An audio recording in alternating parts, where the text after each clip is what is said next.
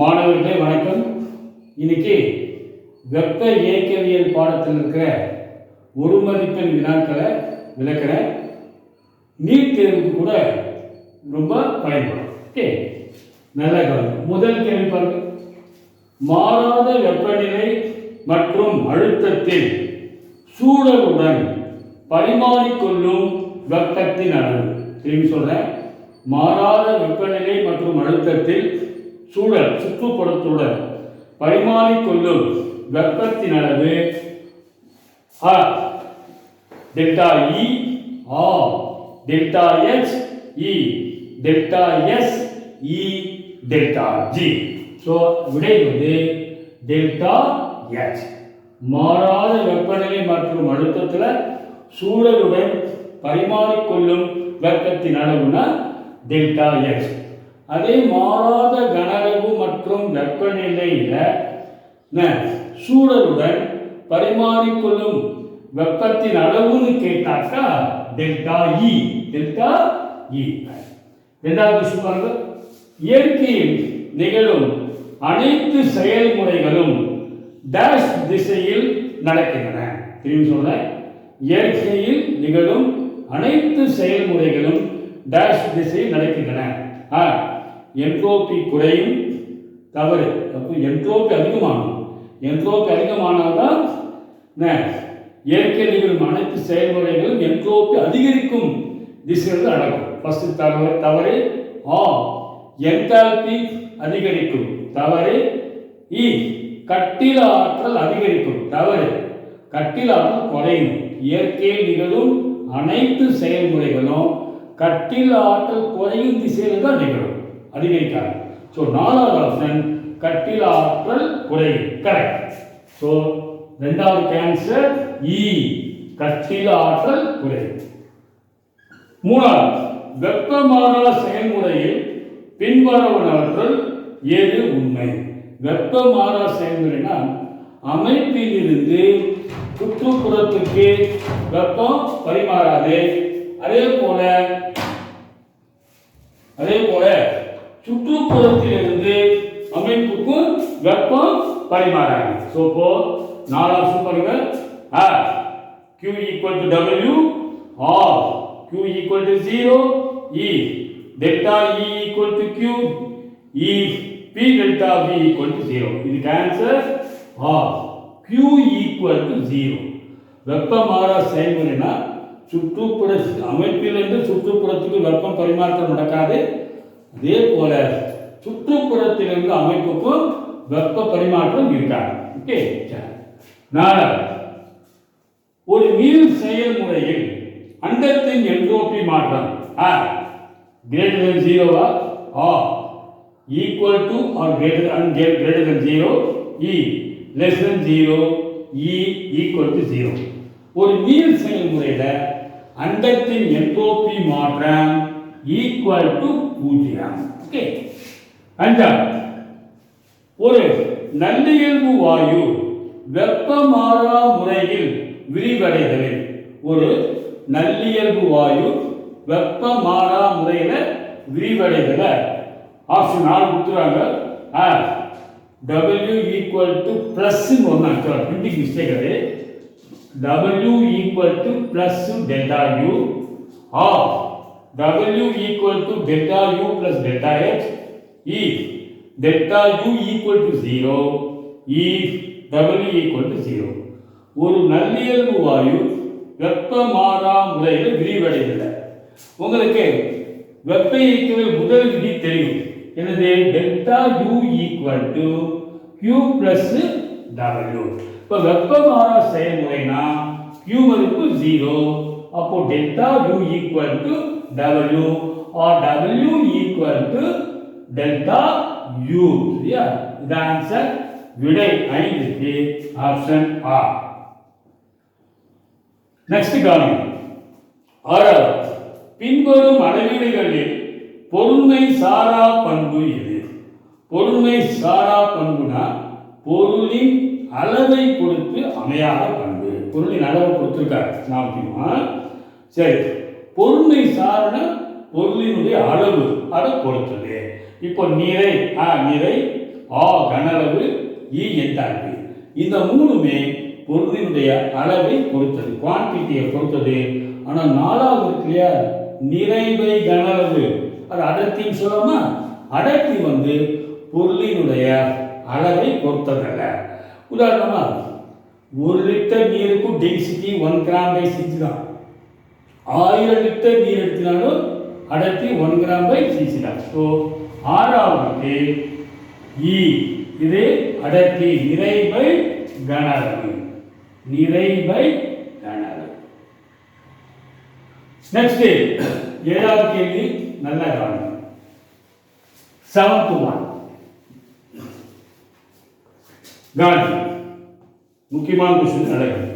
300 kelvin வெப்பநிலையில temperature கொடுத்தாங்க. 300 kelvin வெப்பநிலையில 1 × 10⁻³ metre cube கனஅளவிலிருந்து, சரியா, 1 × 10⁻² metre கனஅளவிற்கு, அதாவது V1 அல்லது V இனிஷியல் எவ்வளவு கொடுக்குறாங்க கனஅளவு? 1 × 10⁻³ மீட்டர் கியூப். V ஃபைனல் இறுதி கனஅளவு 1 × 10⁻² மீட்டர் கியூப் கனஅளவுக்கு 1 × 10⁵ நியூட்டன்/மீட்டர் ஸ்கொயர் அளவுள்ள மாறாத அழுத்தத்தில் அழுத்தம் கொடுக்குறோம். அழுத்தம் 1 × 10⁵ நியூட்டன்/மீட்டர் ஸ்கொயர் அழுத்தத்தில் ஒரு நல்லியல்பு வாயு விரிவடையும் போது செய்யப்பட்ட வேலையின் அளவு முக்கியம். திரும்பி சொல்றேன், வெப்பநிலை கொடுக்குறாங்க, அதாவது நல்லியல்பு வாயுடைய ஆரம்ப கனஅளவு, இறுதி கனஅளவு, சரியா? இது என்ன சொல்றேன்னா, விரிவடையும் மாறாத அழுத்தத்தில் வேலையின் அளவு கேட்கிறாங்க. -900 ஜூல் ஆர் 900 கிலோ ஜூல், இ 270 கிலோ ஜூல், இ -900 கிலோ ஜூல். நல்ல கவனிங்க. இப்போ டபிள்யூக்கு என்ன ஃபார்முலா வேலைக்கு? -P ∆V. அழுத்தம் எவ்வளவு? 1 × 10⁵ நியூட்டன்/மீட்டர் ஸ்கொயர். சேஞ்ச் இன் வால்யூம், கனஅளவில் ஏற்படும் மாற்றம், தட் இஸ் Vf, இறுதி கனஅளவு மைனஸ் தொடக்க கனஅளவு. 1 × 10⁻² மீட்டர் கியூப், 1 × 10⁻³ மீட்டர் கியூப். இப்போ இதை கழிக்கணும்னா பவர் ஒன்றா இருக்கும். ஸோ அப்போ இதையும் நீங்கள் 10⁻³ மாற்றிக்கணும். அப்போ என்ன பண்ணலாம்? இதை 10ஆல் பெருக்கிட்டு இதை 10ஆல் வகுத்துடலாம். ஸோ அப்போ 1 × 10⁻⁻5 நியூட்டன்/மீட்டர் ஸ்கொயர் 10ஆல் பெருக்கிட்டு 10ஆல் வகுத்துடும். ஓகே, மீட்டர் கியூப் 1 × 10⁻³ மீட்டர். Okay, clear? அதுக்கு கிளியர் பண்ணுங்க.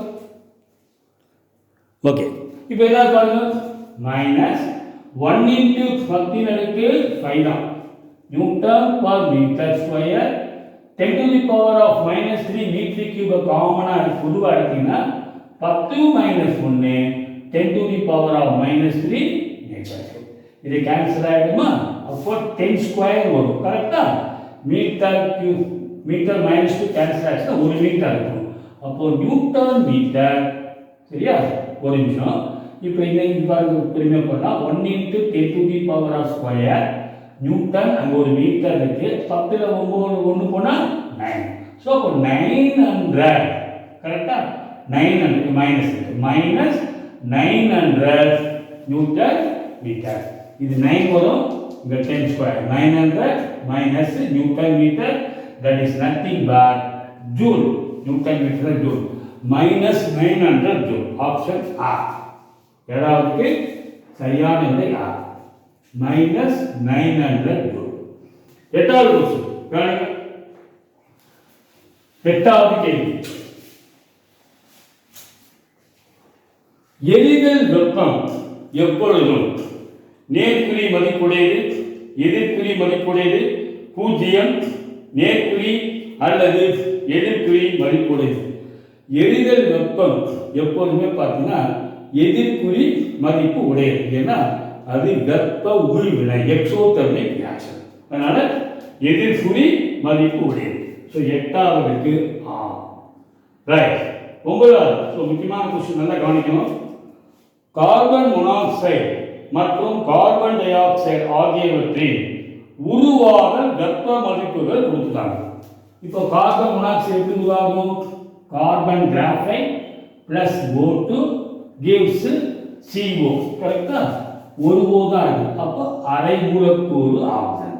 C graphite plus half O2 CO. இந்த டெல்டா H இந்த வினைக்கு என்ன மதிப்புனா -26.4 கிலோ கேலரி. அதே வந்து கார்பன் டை ஆக்சைடுடைய உருவாதல் வெப்பம் பாருங்க. Carbon graphite plus O2 gives carbon dioxide gas. Okay, இதுவும் கேஸ். இப்போ என்ன வரும்? O2 பேலன்ஸ், செல் பேலன்ஸ். இப்போ இதனுடைய டெல்டா H மதிப்பு -94 கிலோ கேலரி. என்ன கேட்குறேன்னா கார்பன் மோனாக்சைடின் எரிதல் வெப்பம் கேட்குறோம். கார்பன் மோனாக்சைடு அதாவது கார்பன் மோனாக்சைடு எரிதல் என்னது? Plus O2 gives carbon di oxide. இதனுடைய டெல்டா H கேட்குறாங்க. இப்போ முதல்ல சமன் செய்யுங்க. C பேலன்ஸ் ஆக்சிஜன் 2 இருக்கு இல்லையா, ஒரு ஆக்சிஜன் அப்படிங்க ஆகும். ஓகே, இந்த வினையினுடைய டெல்டா H கேட்குறாங்க. 4 ஆப்ஷன் கொடுக்குறாங்க.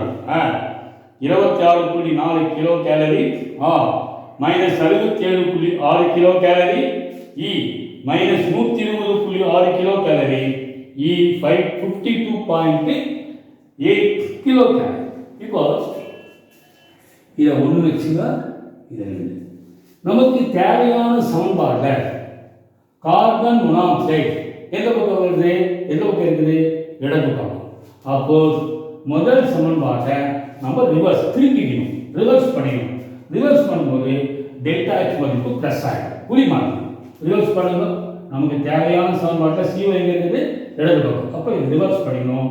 CO gives carbon graphite plus half O2 delta H plus 26.4. ரெண்டாவது சமன்பாடு அப்படியே வச்சுக்கணும். ஏன்னா கார்பன் டை ஆக்சைடு வடக்கு பக்கம் தான் இருக்குது. நமக்கு தேவையான சமன்பாட்டில் இதை அப்படியே வச்சுக்கலாம். Carbon graphite plus O2 gives CO2 gas delta X -94 kilo gallery. சரியா? இப்போ கவனிங்க, நல்ல கவனிங்க. இப்போ பார்த்தீங்கன்னா எது கேன்சல் பாருங்க. இந்த ஒரு C கிராஃபைட் கேன்சல் ஆகிடும். அரை O2 கேன்சல் ஆகிடுச்சுன்னா என்ன, ஒரு ஓட்டில் அரை ஓட்டு போச்சுன்னா ஒரு அரை ஓட்டு இருக்கும். So half O2 gas gives CO2 gas. Delta H மதிப்பு பாருங்க, மைனஸ் தான் அதிகம். இதை கழிச்சுன்னா 26.4 கழிச்சுன்னா 67.6 மைனஸ் இல்லையா? So minus 67.6 kilo calorie. Option B சரியா? ஸோ 9வது ஆன்சர் கிளியரா தெரியுதா? நெக்ஸ்ட் 10வது क्वेश्चन. நல்ல கவனிங்க. 10th one 10வது நல்ல கவனிங்க. கார்பன் டைமண்ட் வைரம் diamond. Okay, gives carbon graphite. இது டெல்டா H எதிர்குறி. இந்த வினைக்கு வந்து டெல்டா H வந்து எதிர்குறி கொடுத்துட்டான். இது குறிப்பிடுவது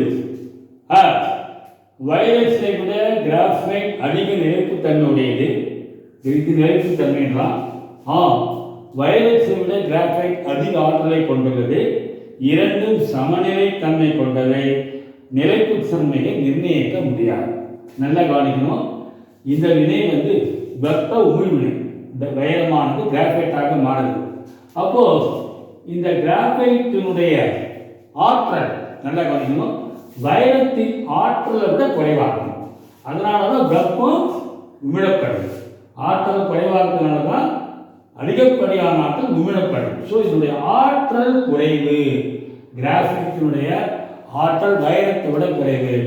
ஆற்றல் குறைவாக இருக்கிறதுனால நிலைப்புத்தன்மை அதிகம். நிலைப்புத்தன்மை அதிகம். பொதுவாக எக்ஸோதெர்மிக் காம்பவுண்ட்ஸ் எல்லாம் அதிக நிலைப்புத்தன்மை உடையது. அப்போ வைரஸை விட கிராஃபைட் அதிக நிலைப்பு தன்மை கொண்டது 10 கேன்சர் ஆகும். 11 நல்ல கொஸ்டின், நல்ல கவனிங்க. Al2O3 மற்றும் குரோமிக் ஆக்சைடு ஆகியவற்றை உருவாக என்தால்பி மதிப்பு கொடுத்துருக்காங்க. அலுமினியம் ஆக்சைடு எப்படி உருவாகும்? Aluminium plus oxide Al2O3, Al2 oxide 3க்கு என்ன பண்ணுவீங்க? 1 போலாமா? அது 3/2 கரெக்டா? 3/2 2 கேன்சல் ஆகும். இதுதான், இது வந்து aluminium solid, carbon dioxide gas, இது சாலிட். இதனுடைய உருவாத என்தால்பி மதிப்பு -1596 கிலோஜூல். சரி, அதே வந்து குரோமிக் ஆக்சைடு உருவாகும் வினைக்கான டெல்டா H மதிப்பு கொடுத்துருக்காங்க. Cr + O2 கேஸ் Cr2O3 இந்த ரெண்டு வரும். ஆக்சைடு 3னா 3/2. இந்த வினைக்கு டெல்டா H -1134 கிலோஜூல். எனவே எனில் 2Al + Cr2O3 gives 2Cr + Al2O3. இந்த வினைக்கு டெல்டா H என்னன்னு கேட்கலாம். ஸோ அப்போ வந்து 1 வச்சுக்கலாமா? இது 2. ஸோ 4 ஆப்ஷன் கொடுத்துக்கிறாங்க. -1365 கிலோஜூல், 2730 கிலோஜூல், -2730 கிலோஜூல், 4வது -462 கிலோஜூல். பார்க்கலாமா? இப்போ இதான் நமக்கு தேவையான சமன்பாடு. இந்த சமன்பாட்டில் அலுமினியம் இடது பக்கம் இருக்குது. ஸோ முதல் சமன்பாட்டை அப்படியே செய்யலாம். குரோமிக் ஆக்சைடு இருக்கு இடது பக்கம். ஸோ ரெண்டாவது சமன்பாடை நம்ம ரிவர்ஸ் பண்ணிடலாம், திருப்பி. அப்போ டெல்டா H என்ன மாறிடும், குறி மாறிடும். ஸோ ஃபர்ஸ்ட் சமன்பாடு பாருங்க. 2Al 3O2 Al2O3 delta H -1596. ரெண்டாவது பாருங்க. Cr2O3 gives 2Cr plus 3/2O2 delta H +9. Okay, சொல்லுங்க. இது ரெண்டு கேன்சல் ஆகிடுமா? அப்போ 2 aluminium plus Cr2O3 gives 2Cr plus Al2O3 delta H minus தான் அதிகம், கழிச்சுனா 264 -462 கிலோஜூல். Okay, right. நல்லா தெரியுதா? ரைட். ஸோ ஆப்ஷன் இ 4. 12வது கேள்வி 12th 12வது கேள்வி. பின்வருவனவற்றுள் எது வெப்ப இயக்கவியல் சார்பல்ல? அகாட் இன்டர்னல் எனர்ஜி சொல்லுவோம், அது வெப்ப இயக்கவியல் சார்பு. என்தால்பி அது வந்து வெப்ப இயக்கவியல் சார்பு. என்ட்ரோபி வெப்ப இயக்கவியல் சார்பு. உராய்வாற்றல் மட்டும் கிடையாது. ஸோ அப்போ 12க்கு இ உராய்வாற்றல். 13 நல்ல ஒரு இன்ட்ரெஸ்டிங் கொஸ்டின் கவனிங்க. ஒரு மூடிய கலந்த 1 மோல் அமோனியா மற்றும் 1 மோல் ஹைட்ரஜன் குளோரைடு கலக்கப்பட்டு அமோனியம் குளோரைடு உருவாக்கப்படுது. 1 மோல் அமோனியா மற்றும் 1 மோல் ஹைட்ரஜன் குளோரைடு கலக்கப்பட்டு அமோனியம் குளோரைடு வாயு உருவாக்கப்படுது. நல்ல கவனிக்கணும். 1 மோல் எடுத்துக்கணும். இது 1 மோல். இந்த வினையில delta H greater than delta U, அதாவது மாறாத அழுத்தத்தில் என்தால்பி மாற்றம், அது டெல்டா H சொல்லுவோம் இல்லையா, அது அதிகம் டெல்டா U விட. டெல்டா Uனா மாறாத கனளவில் என்தால்பி மாற்றம். Delta H - delta U = 0. Delta H + delta U = 0. புத்தகத்தை நீங்கள் அப்படியே வச்சுக்கோங்க. ரீசன் 4வது delta H is less than delta U. பார்க்கலாமா? சரி, இந்த வினையில உங்களுக்கு தெரியும், முதல்ல டெல்டா Hக்கும் டெல்டா Uக்கும் தொடர்பு. Delta H = delta U + RT delta N. இந்த தொடர்பு நாம் இப்போ இந்த வினையில டெல்டா N மதிப்பு என்ன? டெல்டா Nனா வாயு வினைபொருளின் மோல் எண்ணிக்கை 1 மோல். வாயு வினைபடு பொருளின் மோல் எண்ணிக்கை 1 + 1 2. ஸோ -1. அப்போ delta x equal to delta u plus RT into minus 1. So delta x equal to delta u minus RT. அப்படி வந்துருமா? So delta u equal to delta x plus RT or delta u is greater than delta x. இப்போ இது வந்து அதிகமானது இல்லையா? So delta u வந்து greater than delta x. புத்தகத்தில் இப்படி கொடுக்கல. delta h வந்து delta u விட குறைவாக. இது கரெக்டான வேணும். delta u அதிகம். அடுத்து delta h less than. So option E. Next.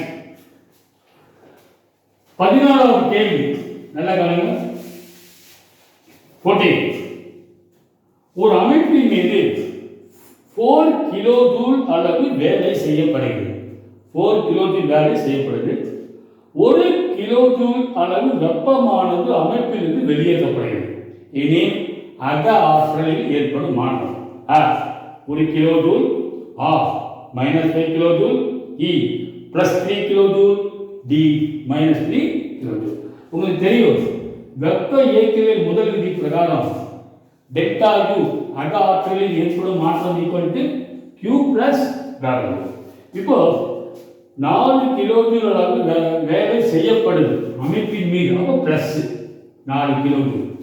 1 kilo joule அளவு வெப்பமானது அமைப்பிலிருந்து வெளியேற்றப்படுது. Minus 1 kilo joule plus equal to plus 3 kilo joule. Option E. 15. So 15வது கொஸ்டின் ரொம்ப நல்ல இம்பார்ட்டன்ட் கொஸ்டின். இது நல்லா புரிஞ்சுக்கணும். 25 டிகிரி சென்டிகிரேட் வெப்பநிலையில் திறந்த முகவை ஒரு பீக்கர்ல உள்ள ஹைட்ரோகுளோரிக் அமிலத்துடன் 55.85 கிராம் இரும்பு. எவ்வளவு போடுறோம்? 55.85 கிராம். அதனுடைய மோலார் நிலை 55.85 கிராம் மோல் என்பார். அப்போ 55.85 ஒரு மோல் சொல்லிடலாம். மோலார் நிலை அதே தானே. ஸோ 55.85 கிராம்ங்கிறது எவ்வளவு? ஒரு மோல். ஹைட்ரோகுளோரிக் அமிலத்தில் போடுறோம். வினைப்பட்டு வெளியேறும் ஹைட்ரஜன் வாயுவினால் செய்யப்படும் வேலைகள் -2.48 kilo joule or -2.22 kilo joule E +2.22 kilo joule E +2.48 kilo joule. நல்லா கவனிக்கணும். இரும்பு ஹைட்ரோகுளோரிக் அமிலத்துடன் வினைப்பட்டு FeCl2 H2 தரும். எவ்வளவு எடை எடுத்துக்கிறோம்? 55.85 கிராம். இப்போ இதனுடைய மோலார் நிறை அதே தானே சொல்லணும். இப்போ மோல்ஸ் பார்த்தோம்னா நல்லா கவனிக்கணும். நம்பர் ஆஃப் மோல்ஸ்க்கு என்ன ஃபார்முலா? நிறை பை மோலார் நிறை. மோலார் நிறை அதே தான்.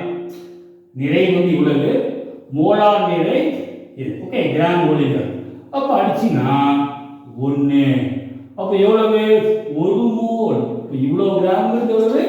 1 மோல். சரி, இப்போ சமன்பாட்டு பிரகாரம் 1 மோல் இரும்பு HCl-ஓடு வினைப்பட்டு சமசேர்மா Cl2க்கு அப்படிங்கிறாங்க. 1 மோல் இரும்பு HCl-ஓடு வினைப்பட்டு 1 மோல் ஹைட்ரஜன் வாயுவை கொடுக்கும். 1 மோல் தருது, 1 மோல் தான் தருது.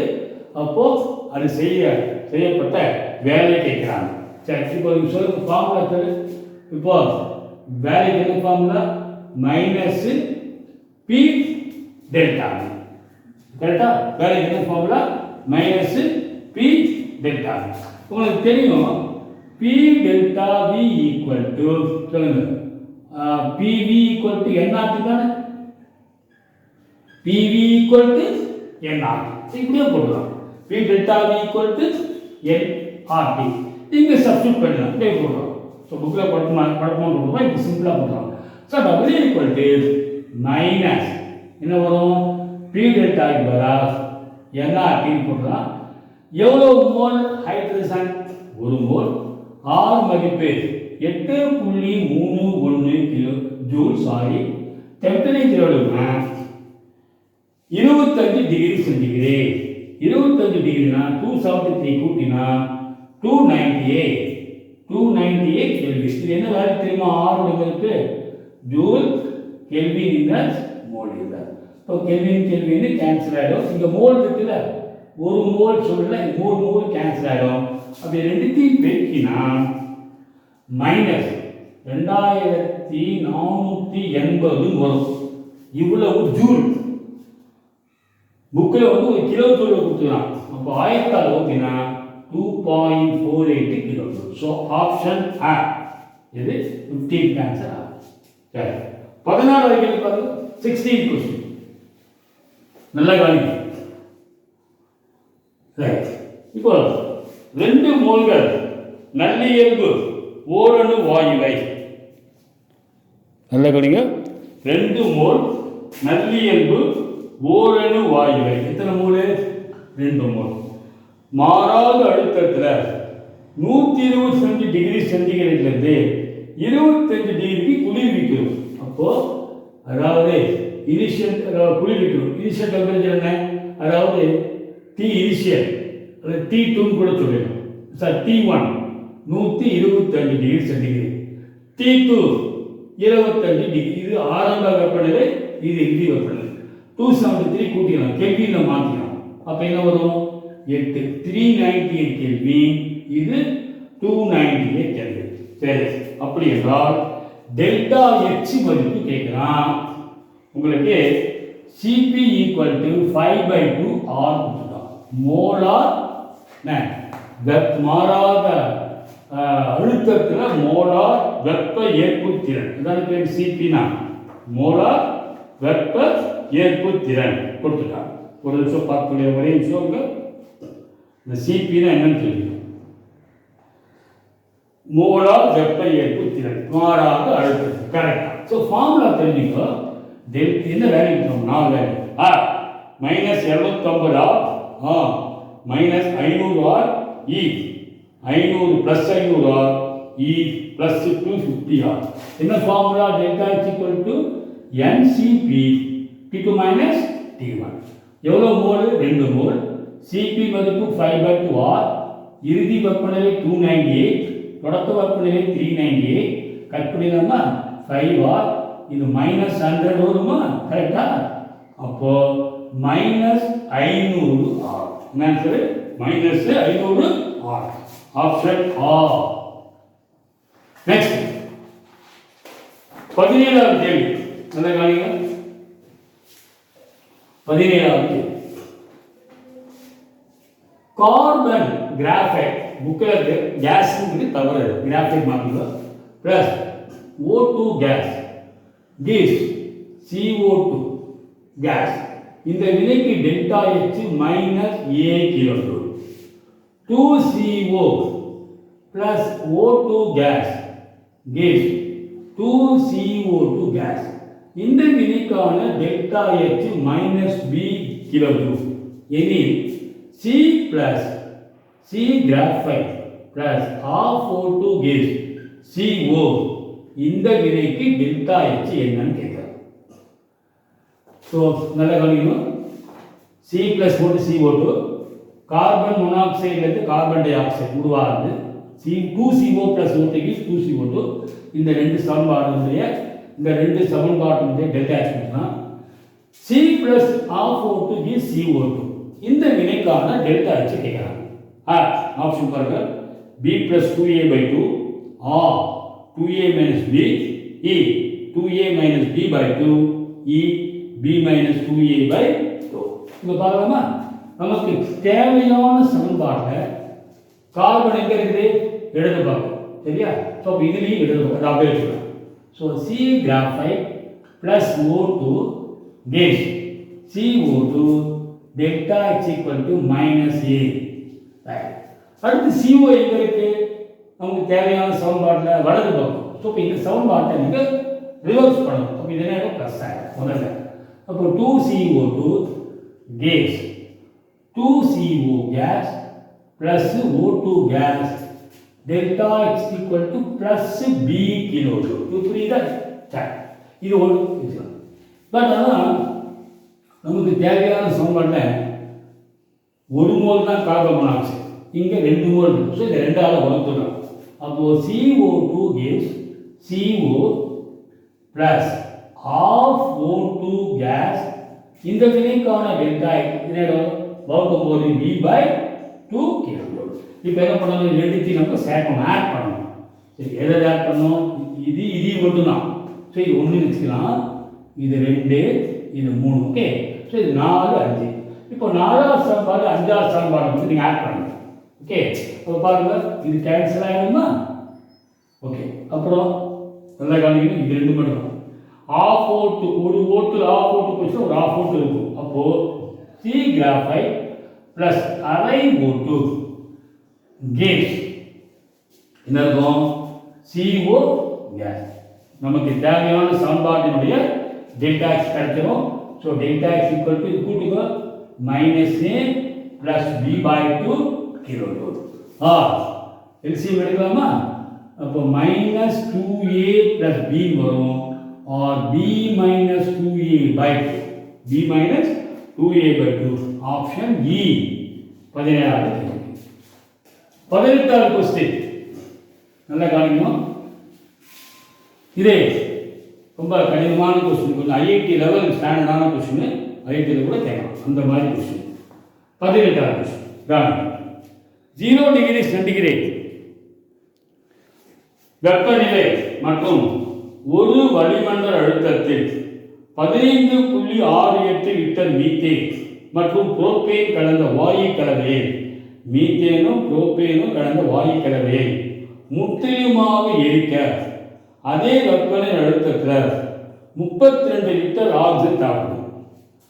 மீத்தேனும் புரோப்பேனும் கலந்த கலவை வந்து 15.68 லிட்டர். அதை முற்றிலுமாக எரிப்பதற்கு 32 லிட்டர் ஆக்சிஜன் தேவைப்படுது. எனில் இந்த எரிதல் வினையில் வெளிப்படும் வெப்பத்தின் அளவு கேட்கிறாங்க.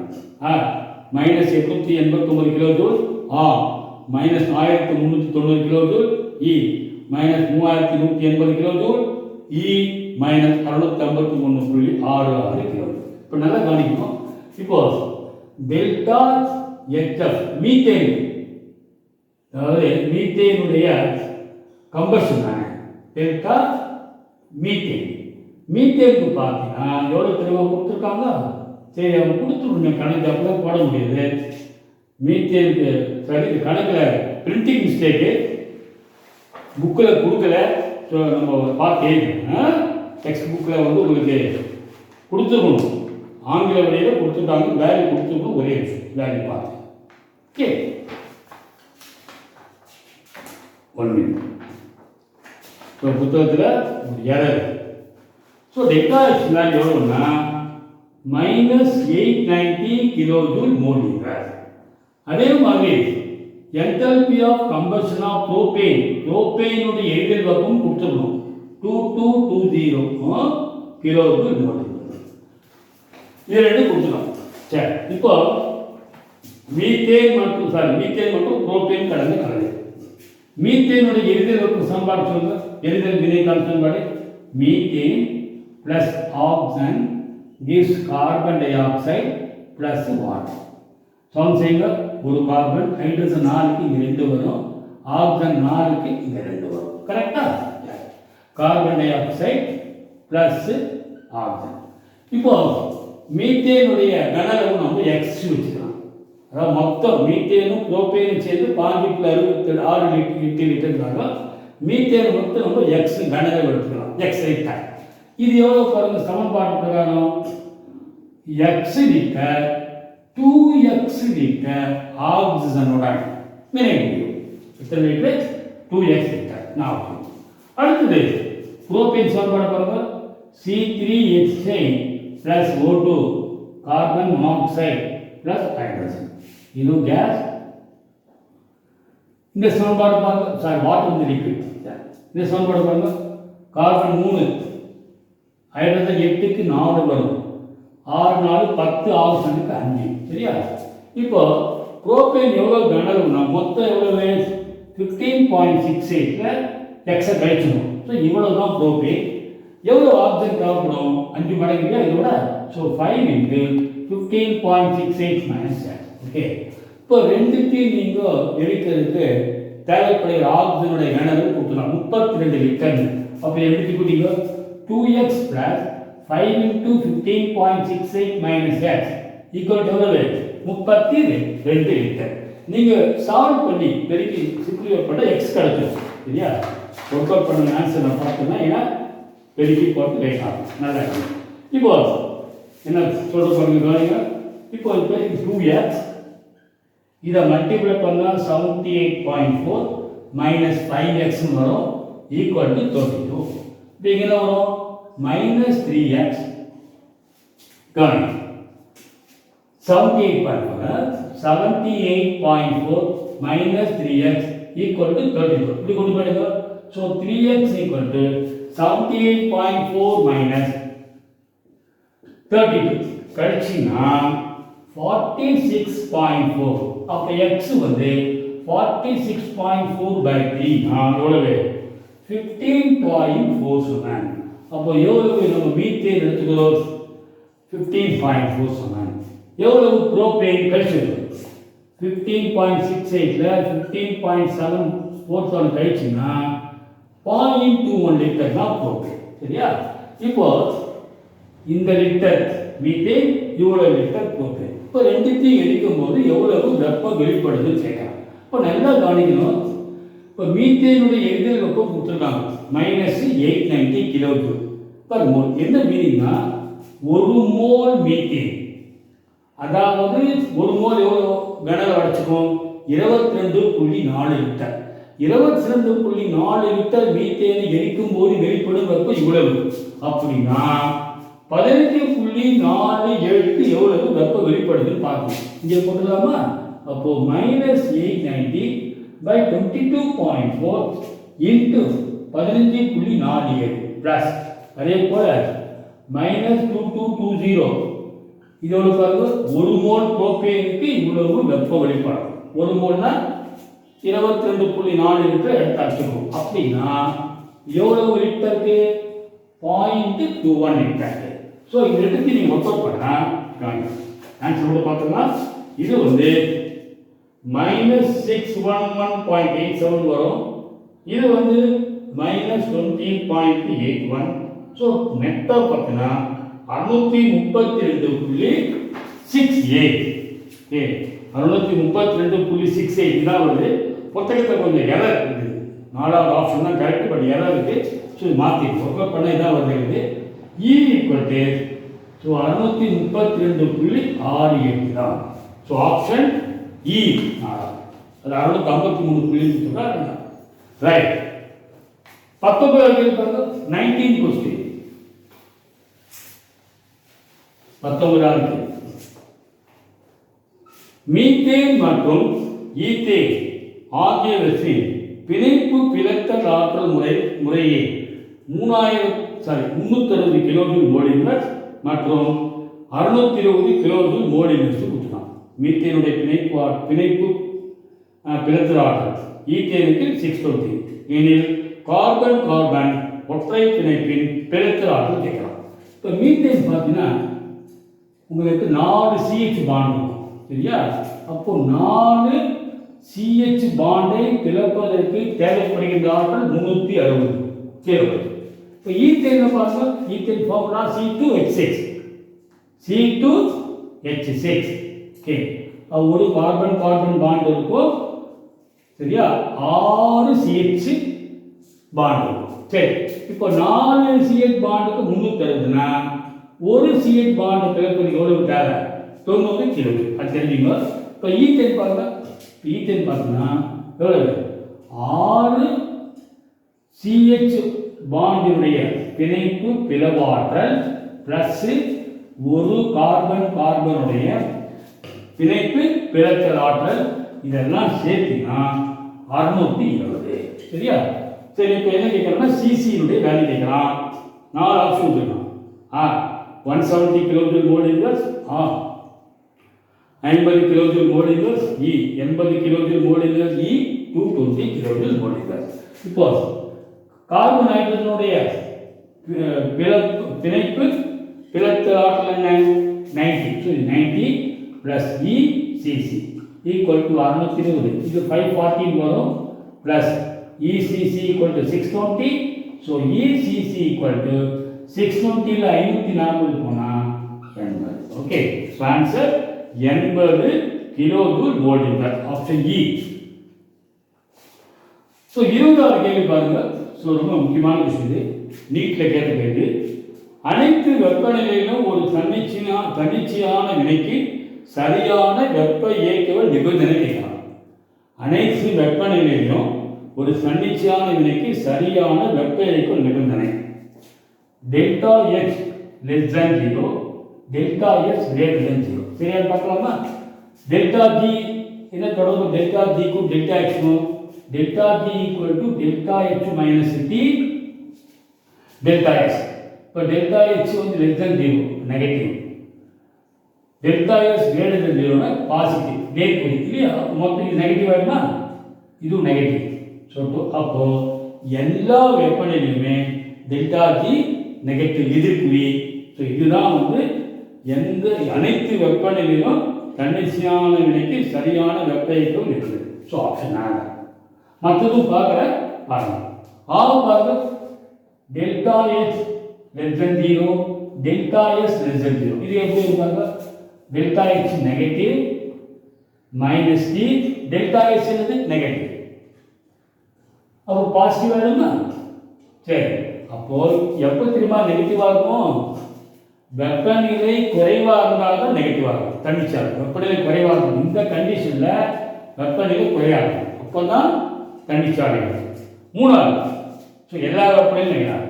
மூணாவது பாருங்க, delta X greater than 0, delta S equal to 0. இது பாருங்க, கிரேட்டர் தென் 0னா positive minus T, delta X 0. So positive. Delta G பாசிட்டிவ்னா வினை தன்னிச்சையாக நடக்காது. நாலாவது பாருங்க, ஃபோர்த் கேஸ் நல்லா E, the fourth option, delta x greater than 0, delta s greater than 0. Greater than 0 என்ன? delta g positive minus t, delta s greater than 0 positive. அப்போ இது positive minus t. நல்லா கவனிக்கணும். எப்போ தெரியுமா? t அதாவது வெப்பநிலை அதிகமாக இருந்தால் அப்போதான் நெகட்டிவ் அதிகமாக இருக்கும், டெல்டா ஜி நெகட்டிவ்ல வரும். சரியா? ஸோ சொல்லுங்க, எந்த கண்டிஷன்? 20க்கு ஆன்சர் ஆ. 20க்கு சரியான விடை ஆ. 21, ஒரு அமைப்பின் வெப்பநிலை பின்வரும் டேஷில் குறைகிறது. வெப்பநிலை மாறா விரிவடைதல் கிடையாது. வெப்பநிலை மாறா, வெப்பநிலை வந்து எப்போ குறையும் கேட்கலாம். வெப்பநிலை மாறா விரிவடைதல் கிடையாது, வெப்பநிலை மாறா சுருங்குதல் கிடையாது. வெப்ப மாறா விரிவடைதல், வெப்ப மாறா விரிவடைதல் தான் என்ன ஆகும்னா உங்களுக்கு வெப்பநிலை குறையும். சரியா? வெப்ப மாறா சுருங்குதல் அதில் வெப்பநிலை அதிகரிக்கும். வெப்ப மாறா சுருங்குதலில் வெப்பநிலை அதிகரிக்கும். ஏன்னா அமைப்பிலிருந்து சுற்றுப்புறத்துக்கு வெப்பநிலை பரிமாறக்கூடாது. அதாவது நம்ம சுருக்கும் போது அமைப்பினுடைய ஆற்றல் அதிகரிக்கும். ஸோ அப்போ என்ன உங்களுக்கு வெப்பநிலை அதிகமாகும். அதே வந்து வெப்ப மாறா விரிவடைதலில் வெப்பநிலை குறையும். 22வது கொஸ்டின். ஸோ இது வந்து ஆன்சர் சொன்ன 22. அதான் முக்கியமான கொஸ்டின். ஒரு நல்லியல்பு வாயுவின் வெப்பநிலை மாறா மீன் சுருங்குதல் செய்முறையில், இப்போ வெப்பநிலை மாறாத சுருக்குதல் செய்முறையில் Q டெல்டா எஸ் W குறிக்கலாம். இப்போ வெப்பநிலை மாறாத அமைப்பிலிருந்து சுற்றுப்புறத்துக்கு வெப்பம் பரிமாற்றக்கூடாது. அப்போ சுருக்கும் போது அமைப்பினுடைய கம்ப்ரெஷன் பண்ணும்போது அமைப்பினுடைய ஆற்றல் அதிகரிக்கும். அதிகரிக்கிறதுனால ஆனால் வெப்பநிலையை நல்லா கவனிக்கணும்.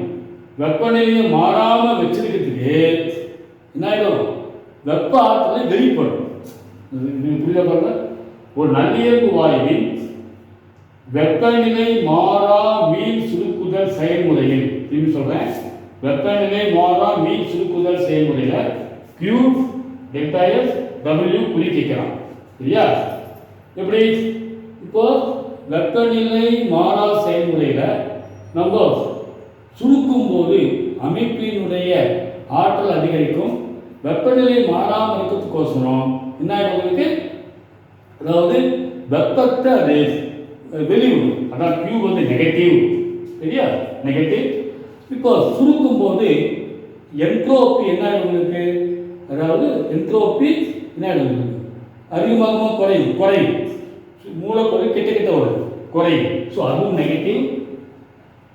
சரி, W சொல்லுங்க, அமைப்பின் மீது வேலை செய்யப்படுது. So positive. ஸோ இந்த ஆன்சர் 22க்கு E. 23, ஒரு திரவத்தின் மோலார் ஆவியாதல் வெப்பம் கொடுத்துதான் delta H vaporisation 4.8 kilojoule mole inverse. அதுக்கு என்ட்ரோபி மாற்றம் delta S vaporisation 14 joule kelvin inverse mole inverse கொடுத்துதான். எனில் கொதிநிலை கேட்கலாம், TB கேட்கலாம். மோலார் ஆவியாதல் வெப்பம் கொடுத்துட்டாங்க, கரெக்டாக மோலார் ஆவியாதல் வெப்பம் என்ட்ரோபி மாற்ற மதிப்பு கொடுத்தது. திரவத்தின் கொதிநிலை TB கேட்கறாங்க. ஆப்ஷன் 323 கேள்வி, 28 டிகிரி சென்டிகிரேட், 164 கேள்வி, 0.3 கேள்வி. இப்போ நல்லா கவனிக்கணும், என்ன ஃபார்முலா சொல்லுங்க. டெல்டா எஸ் வேப்பரைசேஷன்னா delta H vaporisation by boiling point. இப்போ என்ன கண்டுபிடிக்க TB தான் கேட்குறான். ஸோ TB equal to delta H vaporisation by delta S vaporisation. Delta H vaporisation 4.8 kilo joule, ஜூலில் மாற்றிக்கணும். அப்போ 4800 joule mole inverse. Delta S vaporisation 16 joule kelvin inverse mole inverse. Cancel ஆகுமா? இது அடிச்சுன்னா 300 கெல்வின் வரும். அதாவது 300 கெல்வின்.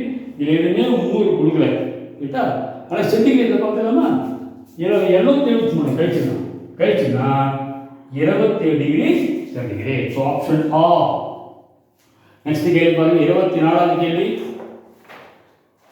பின்வரும் வினைகளில் எது அதிகபட்ச என்ட்ரோபி மாற்றத்தை கொண்டிருக்கும்? Ca plus O2 gives CaO. அதாவது விளைபொருள் திடப்பொருளாக உண்டாகும்.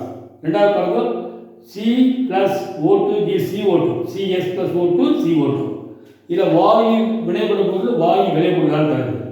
மூணாவது N2 plus O2 2NO. இதுலேயும் பார்த்தீங்கன்னா வாயு வினைபடு பொருள் வாயு விளைபொருள். நாலாவது திடப்பொருள் வாயு விளைபொருள் தரும் பாருங்க, calcium carbonate gives calcium oxide carbon dioxide. So வாயு விளைபொருள் உண்டாகும் திடப்பொருள் இருந்து, அப்போ என்ட்ரோபி அதிகரிக்கும். 24 answer E. So last question பாருங்க, 22. ஒரு குறிப்பிட்ட வினையின் நம்மளோட ஒரு குறிப்பிட்ட வினையின் delta H 30 kilojoule mole inverse, delta S 100 joule kelvin inverse mole inverse கொடுத்துட்டான். எந்த வெப்பநிலைக்கு மேல் வினையானது தன்னிச்சையாக நிகழும்? எந்த வெப்பநிலைக்கு மேல் தான் வினை தன்னிச்சையாக நிகழும் கேட்கறதா? A 300 kelvin, A 30 kelvin, E 100 kelvin, E 20 degree centigrade. தன்னிச்சை நிபந்தனைக்கு என்ன காரணம்? தன்னிச்சைக்கு காரணம் சொல்லுங்க. டெல்டா G, அதாவது delta H minus T delta H எப்படி இருக்கணும்? Less than 0. டெல்டா H வந்து கிலோ ஜூல் இருக்கு, ஜூல்ல மாற்றணும். 30,000 joule mole inverse. T delta S எவ்வளவு? 100 joule kelvin inverse mole inverse, less than 0. புரியுதா? அப்போ 30,000 மைனஸ் 100, புரியுதா? 100 சொல்லுங்க, 100 T தானே, 100 T லெஸ் தென் 0. ஓகே, இப்போ இப்படி கொண்டு போயிடலாமா? 30,000 லெஸ் தென் 100 டெம்பரேச்சர். அப்போ 100 டெம்பரேச்சர் கிரேட்டர் தான் இதோட 30,000. கரெக்டா? அப்போ டெம்பரேச்சர்னா 30,000 டிவைட் பை 100 300. ஸோ அப்போ 300 கெல்வினை விட டெம்பரேச்சர் 300 கெல்வினை விட அதிகமாக இருந்தால் தான் வினை தன்னிச்சையாக நிகழும். சரியா? இதுக்கு ஆப்ஷன் வந்து தேங்க்யூ.